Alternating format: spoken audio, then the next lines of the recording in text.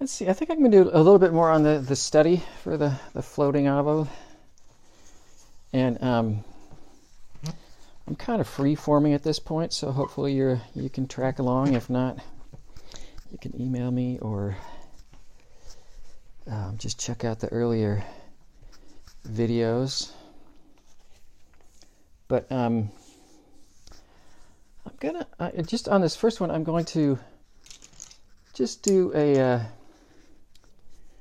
kind of another version of what I did initially on each of these top ones, just to hopefully make it a little bit clearer. And what I did on those was really just take some clear water, relatively clear and clean water, and I painted this whole shape with just water. Still trying to make sure that I introduce some up in the upper area to make sure it stays wet up there. This paper is 140 pounds, so it's going to dry a little bit quicker than the 300 pound. Then I'm going to take a little bit of watery lemony yellow, it's my Hansa Yellow Light, and start dabbing in a little bit of that paint. And maybe I'll go up a little bit higher just to try to get a little bit more contrast. So since that whole shape is still wet, and yes, I see that, I can move the paint around and get it to blend evenly up into that area. I have some water pooling down here. I'm going to just bring in some stronger, a little more concentrated color. Trying to do it with a brush that's not too much larger, or not so large that it's going to bring in way too much water. And still kind of keeping, that's kind of fun, a little happy bubble.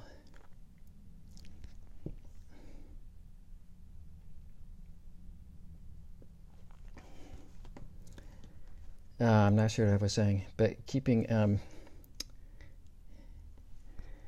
yeah, don't remember. Keeping, maybe I do now. Still trying to be aware that I'm not bringing in a lot of watery color, trying to still kind of match how much water is in the mix that I'm adding.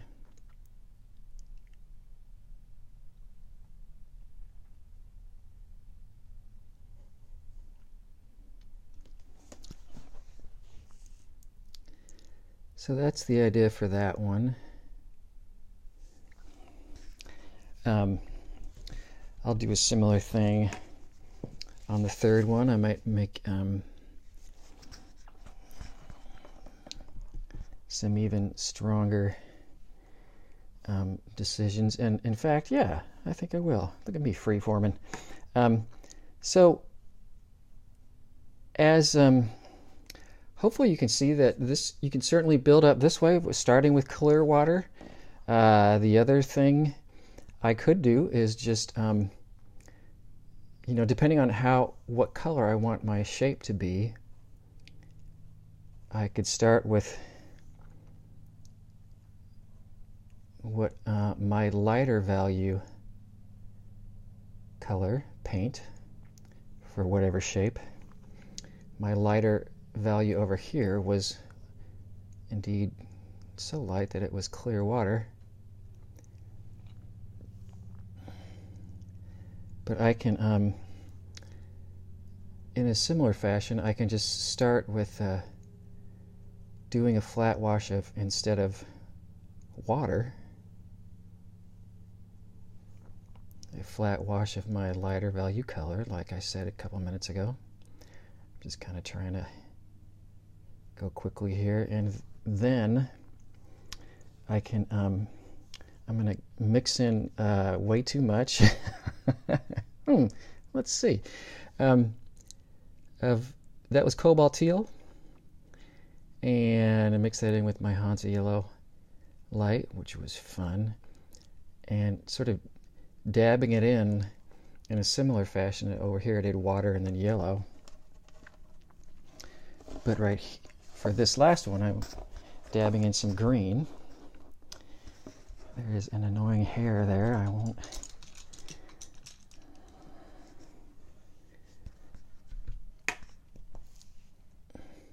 Stiff brush can be good at picking those up, but I'm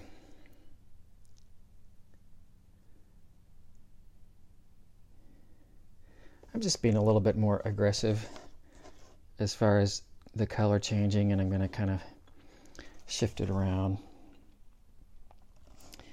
move it around, roll it around to kind of illustrate that you can build up a little bit faster than once you get more comfortable with it. I think it makes more sense that you can build up a little bit faster.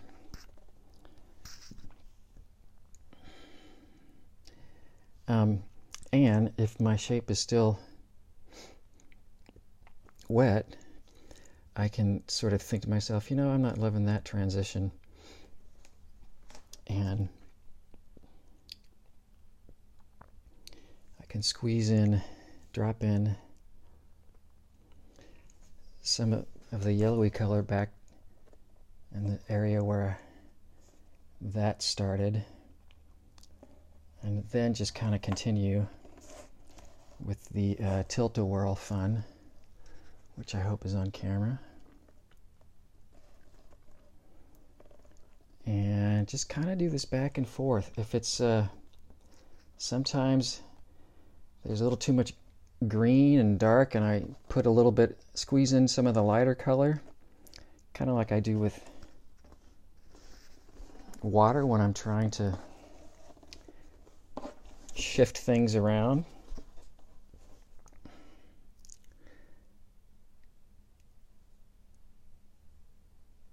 That is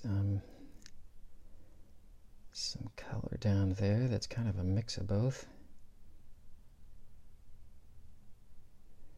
Just kind of thinking, like, if I dab in it, and if the paper's nice enough, and if it's, you know, still pretty wet, that even dropping in some color sort of out here, which may seem like it's going to stay there forever and not really blend away. It will blend away a decent amount,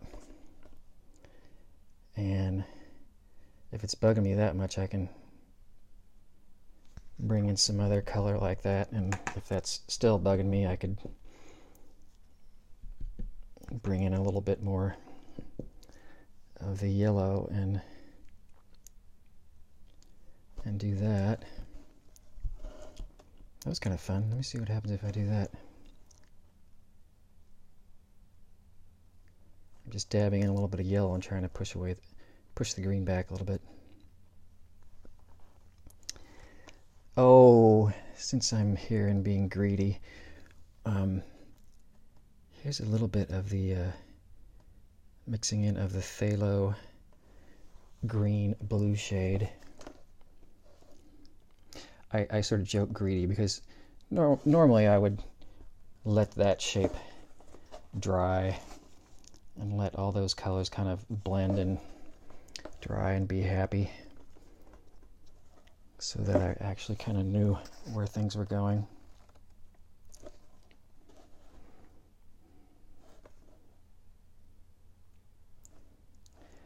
But you know, it's the weekend, so I get to be a little crazy or something like that.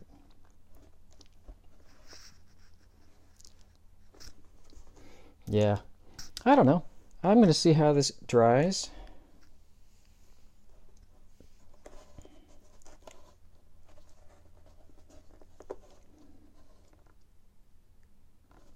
he said.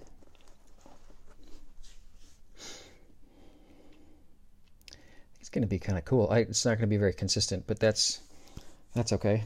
I'll sort of come back and do something. And you know, these sort of blends can be very fun.